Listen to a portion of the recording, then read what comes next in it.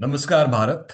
For the first time ever, we are hosting an MBA Times Fair event specifically tailored towards the candidates from India.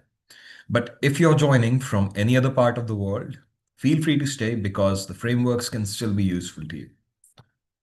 The series of live streams will consist less of marketing like other MBA fairs do, but more of quality content that focuses on completing important sections of your MBA applications, such as resume, essays, LORs, etc. Depending on the availability, we will dive deeper into the application of what we learn here by looking at the samples. So let's get to it. Today, we'll be discussing Columbia Business School, and on the screen, obviously, you cannot see which school it is, but it's Columbia Business School in the city of New York. And New York is right there in the back. And let's get to Columbia first. So this is where you'll be if you manage to get in. And your odds are going to go up if you stay and watch the entire session till the end. And wait for a little surprise before we start looking at the samples. So let's put this image in the background to keep you inspired. And let's look at the agenda for the day. Couple of things before we look at the agenda.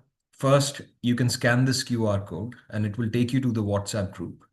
This WhatsApp group will serve as a medium for you to ask any questions while the session goes on. And towards the end, when we have live Q&A session, you'll get those answered live. If you have questions later, the group can serve as a medium to have those answered too. And it eliminates the biggest challenge that we have seen people have in the webinars, that their questions are not getting answered. So we have solved this problem for you. So please scan the QR code and it will take you there. Now let's look at the agenda. We'll look at what values define the school first and also the class profiles, which will give you an understanding of what the statistical requirements are and the personality check.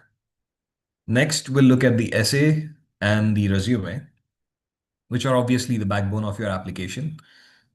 In a way, if you think about this, this is about using the values as the foundation and erecting the structure based on your resume and essays.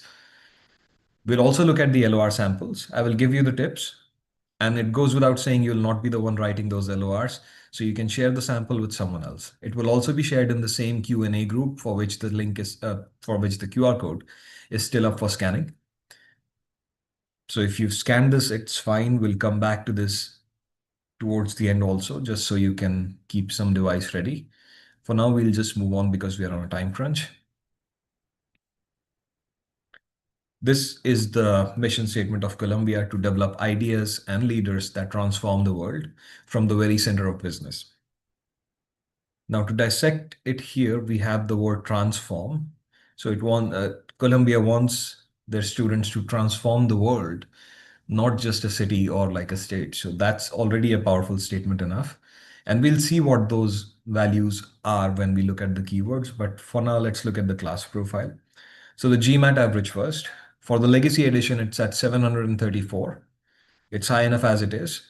And for the focus edition, it's 690.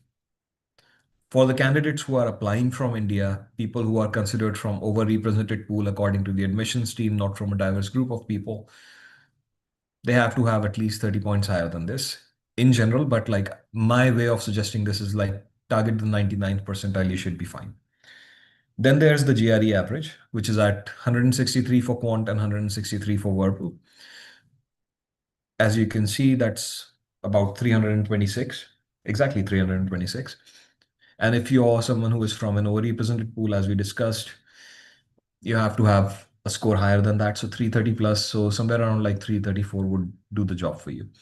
Work experience is at 5 years on average. If you're between 3 to 8 years of experience range, you should be fine to apply. So by all means, go ahead and apply.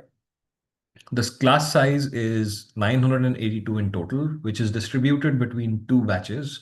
The first one is the Jan intake, that's 224 students, and the August intake at 758 students. The class size is fairly large for, of course, it's an M7, it's in New York City, lots of variables at work here. But the August intake is what most people target. The J term is nothing different. It's just that in J term, they eliminate the internship component and you graduate at the exact same time as the August intake of the batch before that. So it's good for people who are pursuing entrepreneurship post MBA, people who are in the same industry and just want to get an MBA for getting a promotion. People who are working in consulting industry already have these offers that they will have to join the company immediately after the MBA. They can join this too because that makes more sense. The international student population is at 41%. It used to be higher than this. So I think it was 46% last year. And Colombia has consistently had much higher international student population by share than most of the other programs do. M7s usually do have a decent number of international student population, but the 41% also consists of American citizens who are also holding dual citizenship of any other country. So I don't know what the split is between that, but this is something to think about because it will reduce the share of purely international students. And the Indian students, I think, because of the visa restrictions, I'm not an immigration lawyer, but because of certain rules, I don't think you're allowed to hold dual citizenship with the United States. So that's there. Now, looking at the keywords, I know that we looked at the mission statement once, but the keywords here are formed from compiling the things that Columbia actually values. So keywords in a way are like the way you brainstorm your stories. How I treat keywords is basically I give a list of keywords to people and let them think what those keywords mean to them. And is there any story that pops in their head when they look at a particular keyword? So that's basically what I mean by keywords. And let's see what those keywords are. Transformational on the top right in the bigger circle or sphere. So transformational, we already saw that in the vision statement. So when you say transformational, what exactly is the thought that comes in your head? Has any experience you've had in the past been transformational for someone in some capacity?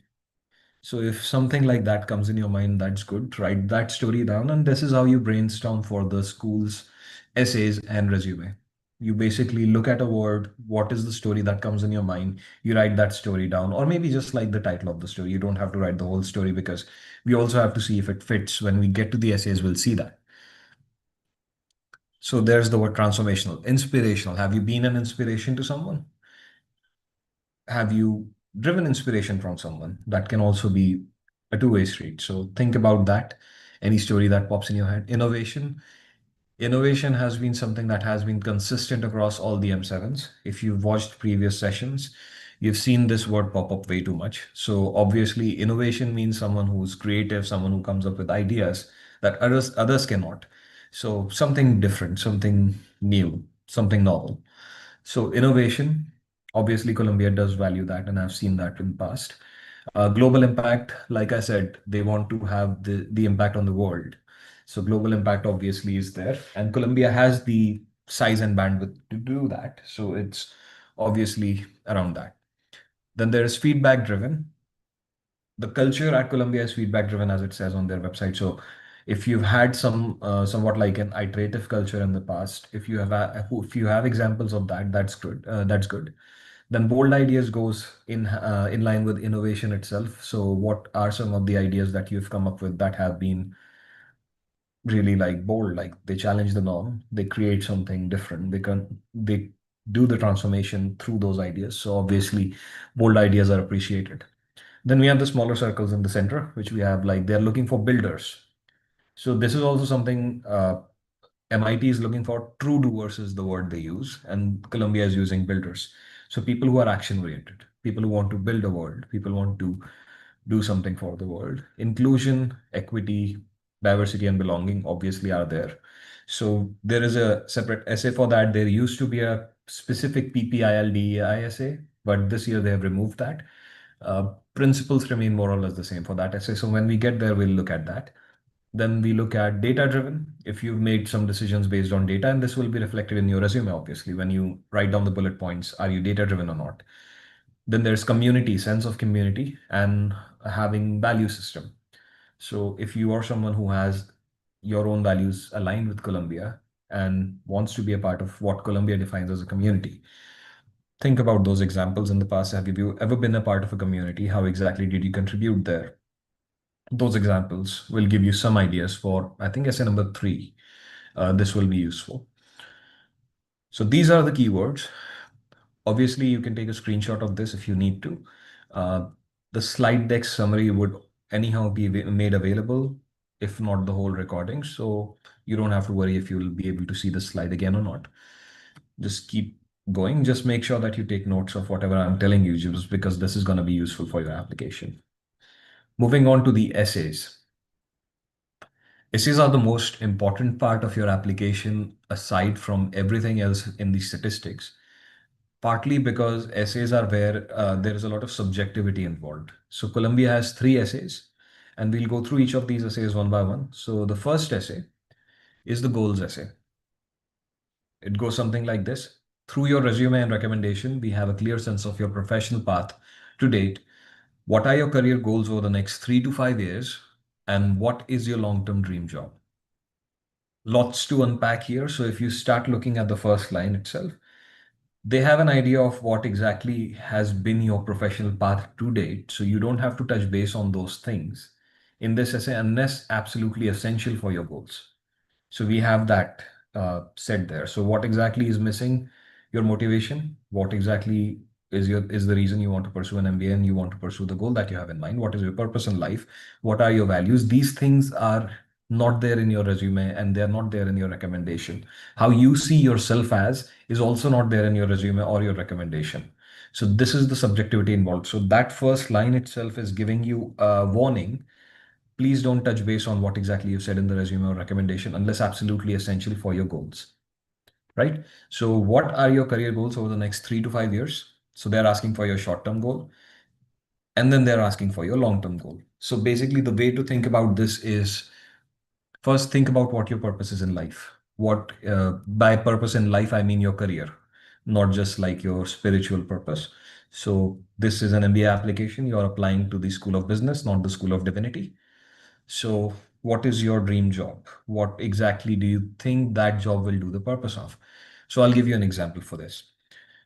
We usually use the backward induction method where we start with the purpose first. What exactly is your long-term goal? And then we move backwards, how exactly it's going to help you.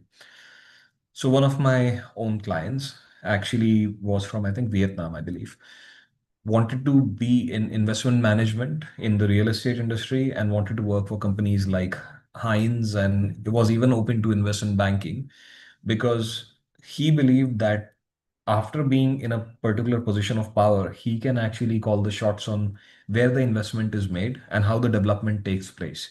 So he was frustrated with the current situation where things are not really looking good in the surrounding area. The infrastructure is poor, and mostly the sustainability is not there in the development. So it's just developing in a direction that it shouldn't be.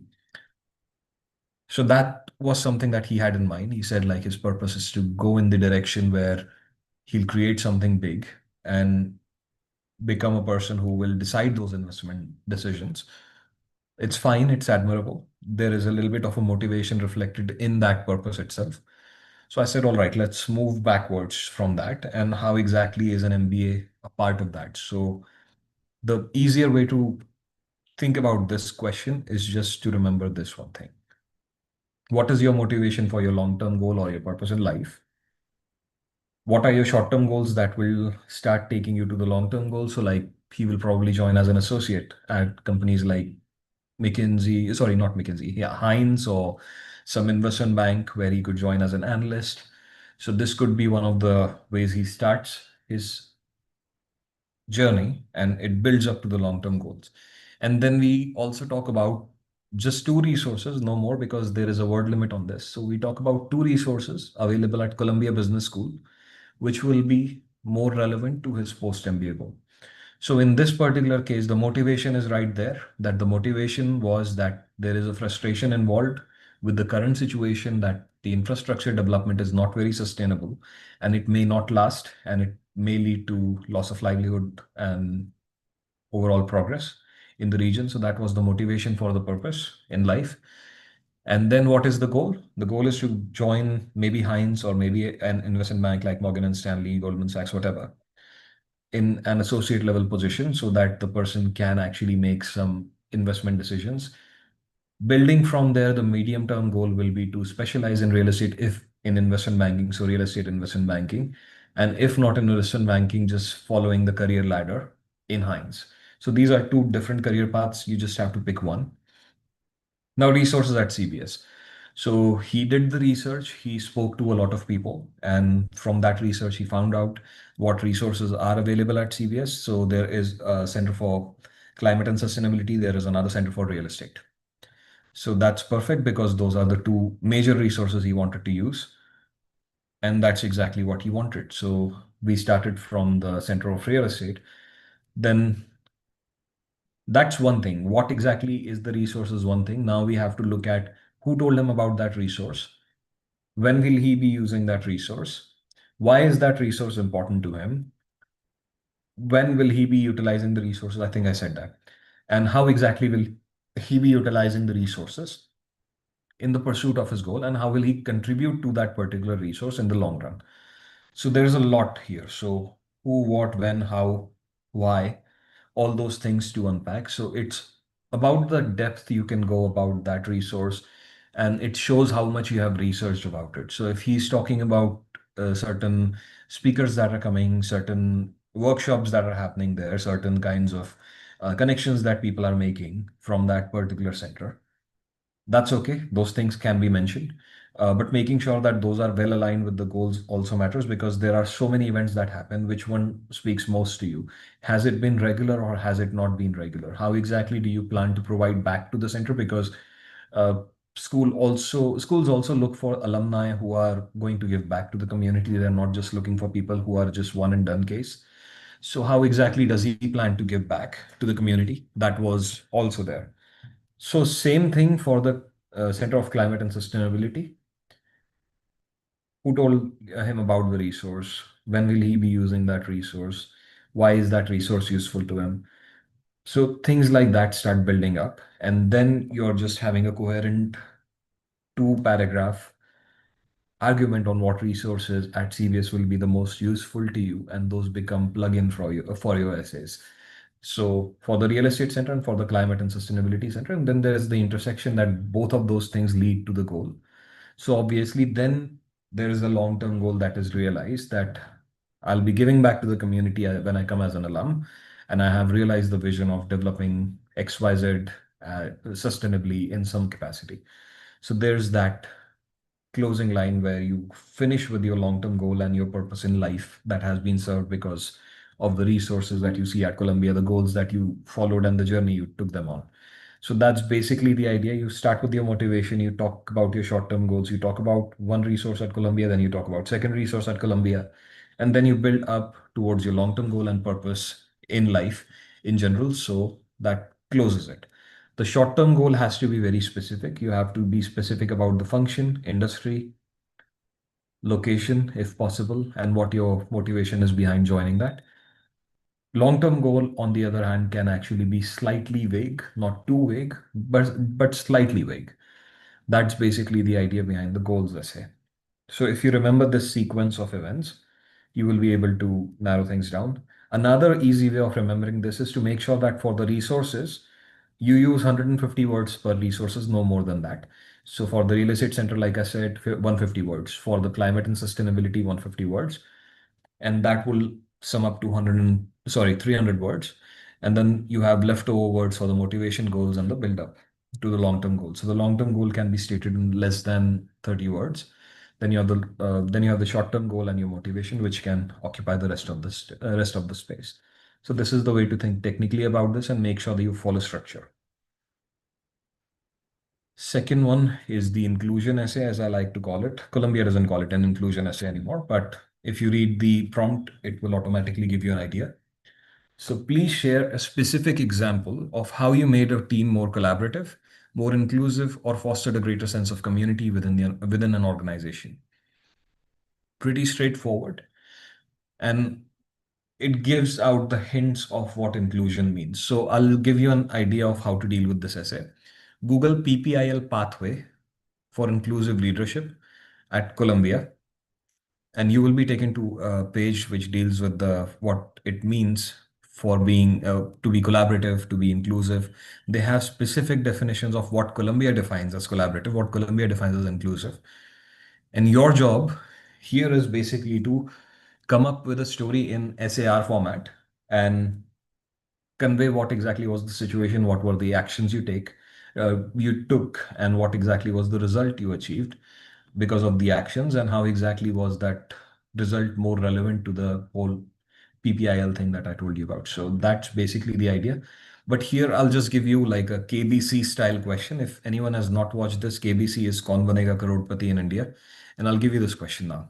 So which one of these will you do if you're reached out to by a colleague facing issues because of the workplace?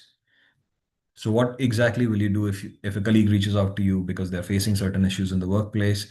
And this has to do with the essay itself. So let's see the options. First, refuse responsibility. This is not my job. You do you. B, ask them to go to a therapist. Ask them your problems are your problems. You should learn how to deal with your problems by going to a therapist.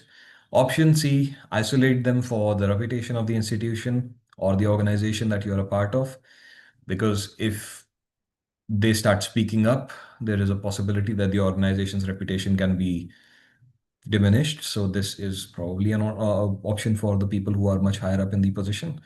Option D, understand them and act accordingly. So you try to understand where they're coming from and see if you can do something in your capacity to help them. Easy. If you've chosen anything except option D, you'll get rejected from Columbia, so don't apply. But if you've chosen option D, this is exactly what Columbia is looking for in its inclusion essay. If you have chosen to understand what exactly is your colleague going through, if you try to see how exactly you should be tackling that situation yourself and act in your own capacity, that is inclusive leadership, that is collaborative ideology, and that is also about fostering a greater sense of community within the organization. You don't foster a greater sense of community by excluding the other person, by refusing responsibility. You definitely don't do that if you ask them to go to a therapist instead. And you definitely don't do that if you isolate them. So that's the idea here. It's an easy way to understand this question, that when you talk about your actions, you start by understanding the other person. It shows empathy. Empathy is not to be confused with sympathy. Empathy simply means that you understand what exactly is the thought process of the other person. It doesn't mean you have any sympathy for them or you pity them in any capacity. No, you just understand where exactly they're coming from, and then based on how you act, your essay will be judged. So it's your situation, those will be your actions, and those will be your results. But remember that you have to ensure that you are someone who is relatively inclusive. So it's not about refusing responsibility or isolating or doing the even like be asking them to go to a therapist. It's about making sure that you act. All right, let's move on to essay number 3. Essay number 3 is the co-creation essay, where the prompt says, we believe Columbia Business School is a special place with a collaborative learning environment in which students feel a sense of belonging, agency, and partnership academically, culturally, and professionally. How would you co-create your optimal MBA experience at Columbia? So there's a simple rule to answer this question. It's right here on the top. You're following the goal, you're utilizing the resources, and you're giving back to the community. That is how you co-create your optimal experience. So simply said, you have the goal in mind. Let's take the real estate guy's example again.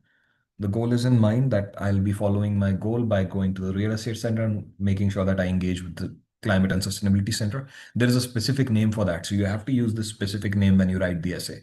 That you cannot just say the real estate center. There's a Paul Milestein real estate center. I think there's a whole name, so you have to use the whole thing. But for simplicity, I'm just saying the real estate center. So following the goal, I'll be engaging with these centers. So that's something you have in mind. What exactly are the resources you're utilizing at the center? What kinds of events you're going to? What kinds of networking you're doing? What kinds of events you're leading?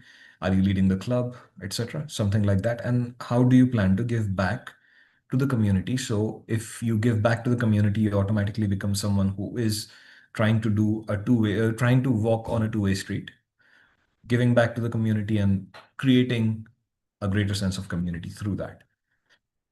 So now the framework to answer this question. So the first thing that you have to do is look at all the 4 semesters and identify what exactly you want to do and when. So what exactly will you be doing in the first semester? What will you be doing in the second semester? What will you be doing in the third one? And what exactly is your plan for the fourth one? Once you have all of these things set, block out first and the fourth one. So the first semester is where you're trying to learn about things, and the fourth semester is where you're trying to leave a legacy and you're going to hand over the mantle to someone else for the next generation. So blocking them out, if you look that most of the activity usually happens in the second and the third semester.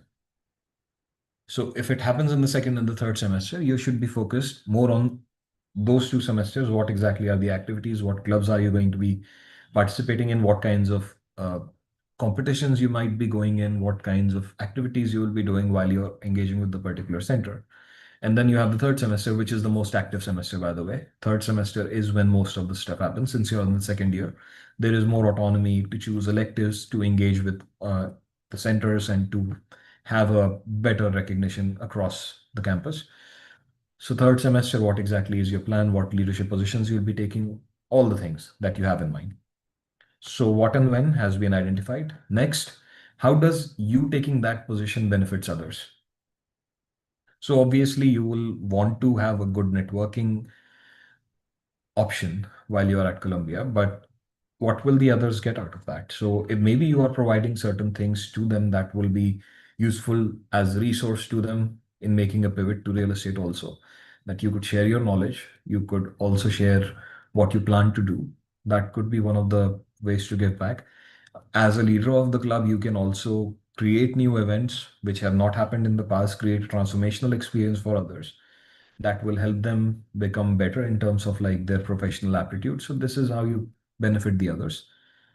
And then you think about essay number one and essay number two. So you try to align that with how exactly you plan to be inclusive and how exactly you will be following your goals while giving back to the community. So this is the sequence you need to follow. What will you do and when? How exactly will it benefit the others? And then align it with essay number two on how exactly were you inclusive and how exactly were you following your goals. And this has to be fused with the above two. So that's basically the idea on how to answer the co-creation essay. Now we move on to the resume. Resume obviously is the face of your application. So that's usually the first thing people see when they see your application.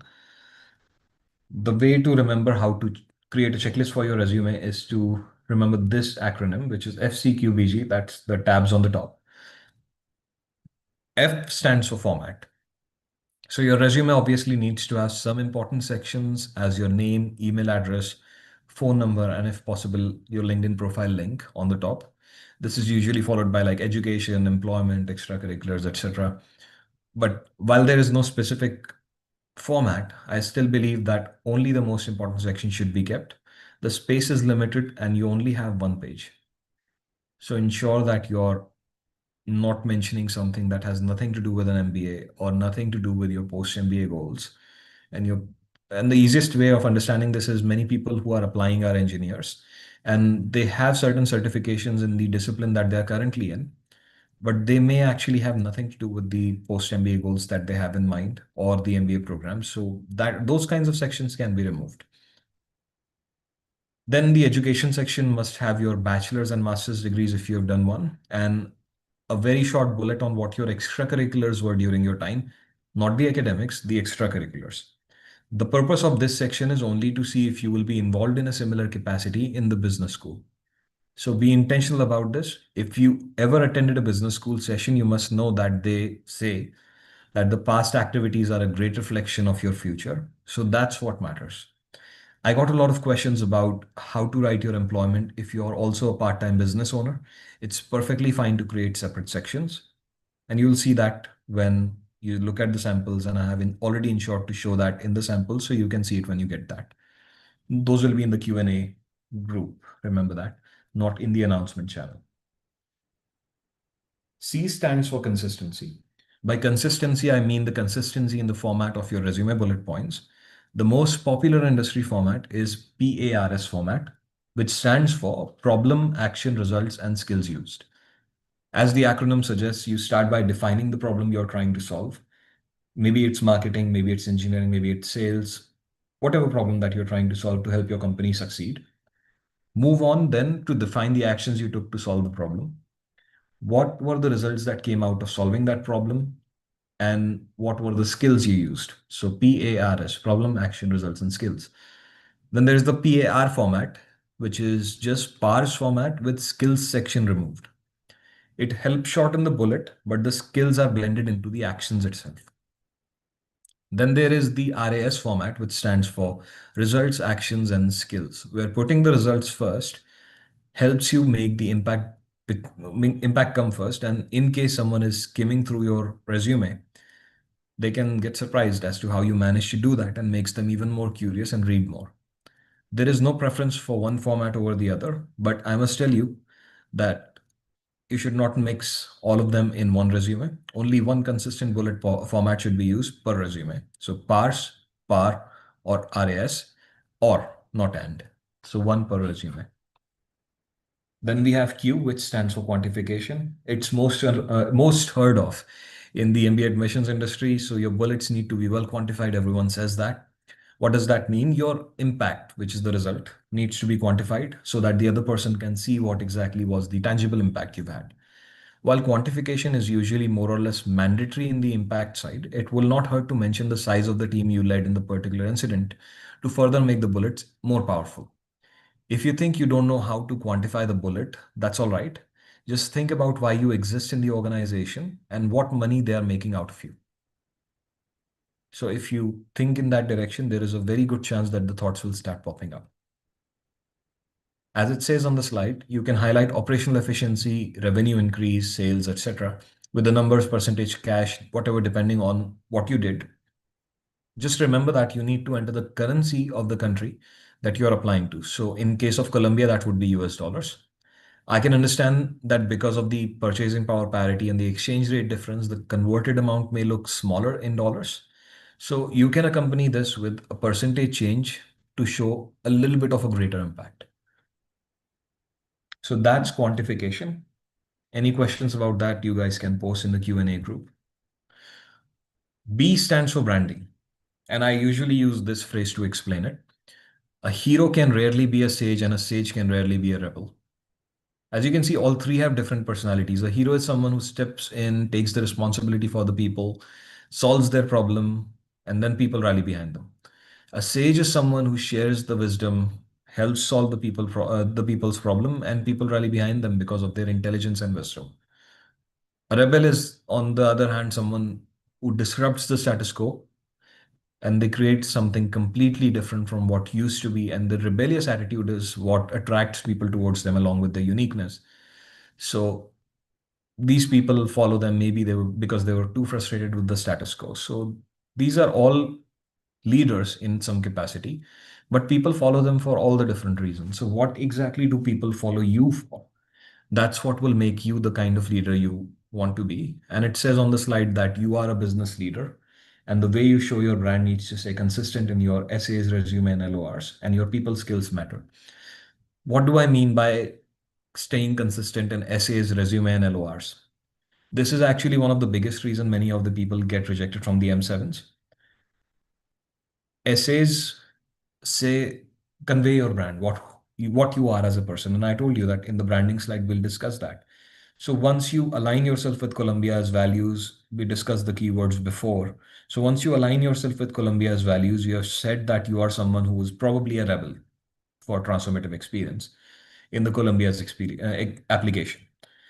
And your LOR was, on the other hand, really glowing, very positive. Everything was great, except one thing that they portrayed you as a sage, that you're someone who is known to be a leader who shares information, and because of that knowledge and intelligence, people follow you. So everything is fine, everything is positive, but at the same time, everything is misaligned also. That your essay say something, your LOR say something completely different.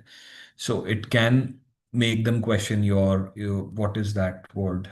um, self-reflection and self-awareness. These things can get questioned in your application. So you need to make sure that you have everything consistent, not just in your essays and LORs, but also your resume. So once everything is consistent, there is a very good chance you will show a well-branded application. So that's consistency in brand. G stands for goals. And this is perhaps the most overlooked part, forgetting that your resume needs to contain transferable skills more relevant to your post MBA goals. And here's how you can modify your resume to meet those requirements. First, take the industry. Let's assume you want to apply to consulting. Next, the function. Mostly post MBA people join at an associate level if the company is very hierarchical. Then the target company. So usually, let's say McKinsey, it's very hierarchical. So McKinsey. School's feeder location, obviously New York. So New York office. Once you get this information, then look at the job description online. You'll find it on their website. You can pick out the key skills from the job description and see if your bullets match those and plug those key skills in. From the job description, you just plug those key skills in. A better way of dealing with this is to use generative AI tools and let them give you the overlapping keywords. So a lot of people will tell me, why exactly are you asking us to use Gen AI? People don't want that to happen. It's not the case. People don't want you to use generative AI tools in an unhealthy fashion. So you cannot use generative AI to create your whole application. You are just using generative AI like an internet tool where you're finding the overlapping keywords by saving your time, and you're inserting the words yourself. So you're not using AI to create the resume bullet. You're just using it as a tool. So remember that difference. Don't try to use AI for creating the bullet points, but just as a tool, as a supplement. And that was all for today. And the surprise announcement, like I said, at the end of the session, a little news for you before we move on to the Q&A and samples. MBA Times is offering the Hail Mary service at a discount of 50%. You will only have to pay $250 per school to get personalized one-time feedback on your whole application. From resume and essays to extracurriculars, all the things will be covered. You can use the code CBS Mega Fair 2025 to avail the offer. We also have bulk discounts should you choose to opt for it. The website will have an option to select the number of schools. So you can scan this QR code and it will take you to the website. If not, you can visit MBA Times by going to www.mba-times.com/code to request the code yourself. And this offer is limited to the Mega Fair registrants and attendees only. So scan the QR code if you are interested in getting a full feedback before you submit your application. And as I promised, I would take you guys to the WhatsApp group link. This is the WhatsApp group link as promised. So if you have not done so already, join the group and start asking questions. I'll see you on the WhatsApp group and in this live stream now.